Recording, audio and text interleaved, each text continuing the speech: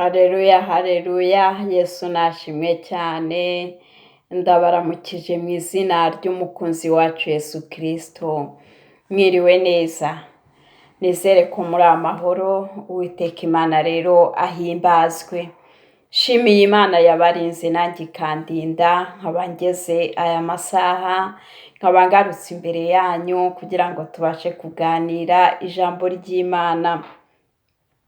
Nshuti yanjye rero, turazi neza yuko ubundi umusirikare aho ari hose aba agomba kuba atwaye intwaro.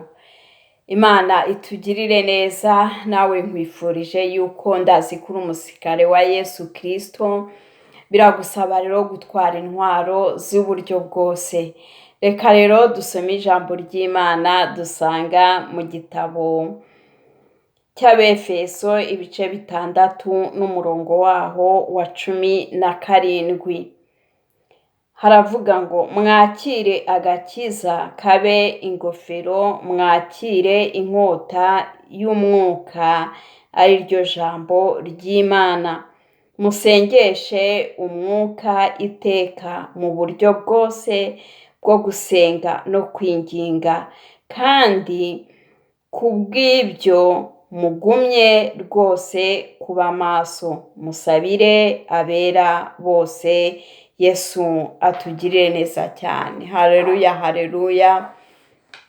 Bene data rero, nshuti z'Imana, bakunzi b'umwami wacu Yesu Kristo, mbifurije kugira ngo mutware intwaro z'uburyo bwose kandi musengeshe umwuka iteka. Pawulo niko yabwiye itorero ry'Abefeso, arababwira ati mwakire agakiza nk'ingofero, kandi mwakire inkota y'umwuka, ari ryo jambo ry'Imana. Nshuti yanjye, muvandimwe, aho uri hose, wowe uri kumva runo rurimi mvuga, reka nkubwire ngo Uwiteka Imana agushoboze, wakire agakiza kakubera ingofero, kandi wakire n'ijambo ry'Imana urikunde rikubere inkota ikingira igituza. Imana itugirire neza. Nicyo gituma natangiye mvuga nti nta musirikare ujya ku rugamba adafite intwaro. Nawe rero biragusaba kugira intwaro z'umwuka wera, ukagira intwaro yo kwihangana, ukagira intwaro y'ijambo ry'Imana, ukagira intwaro yo gukiranuka muri byose. Yesu adufashe. Umurongo w'18 aravuga ngo musengeshe umwuka iteka. Bene data, abari muri Afurika, abari muri diaspora hirya no hino, reka mbabwire ngo wowe uri UK, uri Canada, uri Norvege, uri mu bihugu bitandukanye, uri Australia, uri mu bihugu by'isi byose, uri kumva ubutumwa bwiza. Reka ngukangurire mu ijambo ry'Imana, tubwiwe yuko ukwiriye gusengesha umwuka iteka. Imana itugirire neza. Pawulo abwira Abanyefeso, arababwira ati musengeshe umwuka iteka, ati kandi mube maso rwose. Musengeshe umwuka iteka mwinginga, kandi mube maso. Imana itugirire neza. Nshuti yanjye, wowe usinziriye, wowe wibereye mu by'isi, wowe wihugiyeho, wowe uri mu gahuge, reka nkubwire ngo kanguka, Kristo akumurikire. Kuko urasabwa gusenga, urasabwa kongera ibihe byo gusenga, nanjye nkongera ibihe byo gusenga. Turi kurangiza uyu mwaka, twagiye tubona ibyabayemo, hari ibyiza, hari n'ibibi, hari n'undi mwaka wa 2025 tugiye kwinjiramo. Mu kwizera tuzawinjiramo. Haleluya. Kandi tuzanawurangiza amahoro. Ariko reka nkubwire ngo urasabwa gusengesha umwuka iteka mu buryo bwose bwo kwinginga. hari ukwinginga imana ugasenga wiyirije ubusa, ugasenga wihana icyaha n'igisa nacyo, ugasenga ugira ukuri, ugasenga ukunda ijambo ry'Imana, ugasenga wihangana, ugasenga unesha icyaha n'igisa nacyo, unesha ikintu cyose cyagutandukanya n'umwami wawe. Yesu atugirire neza. Abwira rero abantu, birashoboka ko iri torero harimo n'abantu bari batarakizwa b'abanyedini. Namwe banyedini mwamenyereye, mwebwe mwavukiye mu mazu y'abakristo, mwebwe mwavukiye mu bapasiteri, iby'Imana mukabigira akamenyero. Abapasiteri babigize akamenyero, mwebwe abadiyakoni, mwebwe baririmbyi, ndetse nawe utaramenya ibya Kristo Yesu. Uyu munsi ijambo ry'Imana rikugezaho ngo wakire agakiza kakubere ingofero, kandi wakire ijambo ry'Imana. Niyo nkota yibanze, niyo nkota ukwiriye kugendana. Yesu atwiteho. Usanga umusirikare agendana amasasu akagira n'imbunda. Rero imbunda yawe ni ijambo ry'Imana. Haleluya.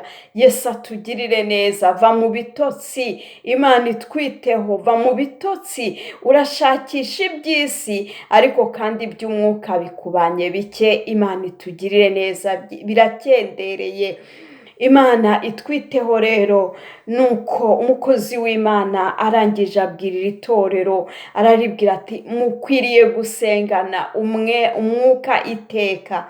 Haleluya. Mwene data, ni ibihe bigoye biri imbere, ni ibihe bigoye. Yesu atugirire neza. Umwaka wa 2025 ni umwaka urimo impfu nyinshi, ni umwaka urimo ibyorezo, ni umwaka urimo inzara iteye ubwoba. Ibintu bizagenda birushaho guhenda, ariko umuntu uzatambuka ibyo bintu, reka nkubwire ngo ni umuntu uri gusenga agasengesha umwuka iteka, akazaba yambaye izindi mbaraga. Kuko n'uzaba wambaye imbaraga z'Imana ntabwo uzajya kwiba, wambaye imbaraga. Reka nkubwire, uyu mwaka uri imbere ni umwaka urimo ibintu bikomeye, ni umwaka Yesu adufashe, Yesu atugirire neza. Satani agiye gusahuriramo abantu benshi uyu mwaka wa 2025. Imana itugirire neza kandi Yesu atwiteho. Ariko nta kindi kizatuma tuwambuka, nta kindi kizatuma tunesha ako kaga. Reka nkubwire ngo Uwiteka wenyine niwe uzadushoboza, kandi umuntu uzaba wambaye imbaraga Imana ivuga niwe uzabasha gutsinda. Yesu atugirire neza kandi Yesu atwiteho. Haleluya. Umuntu wamize Yesu ntabasha gutera undi muntu icyuma. Umuntu wamenye Yesu ntabasha kugambanira mwene se, ntabasha kujya gusambana, ntabasha kujya kwiba, ntabasha gukora ikintu kibi cyose mu maso y'Imana. Le bon taille. Imana itugirire neza.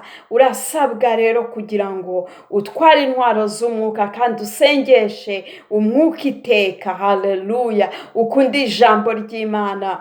Uracyafite agahe ko kugira ngo usange mwene so musenge, ariko hari igihe imbibi zugarwa, hari igihe udasabwa gusohoka mu nzu ukaguma mu nzu igihe runaka. Urasabwa gutunga ijambo ry'Imana rikakuvomerera. Urasabwa kwegera Kristo akakubera umwami n'umukiza. Haleluya. Imana itugirire neza kandi Yesu atwiteho, kandi turusheho no gusengerana, dusengerana abera bose, niko ijambo ry'Imana ritubwiye.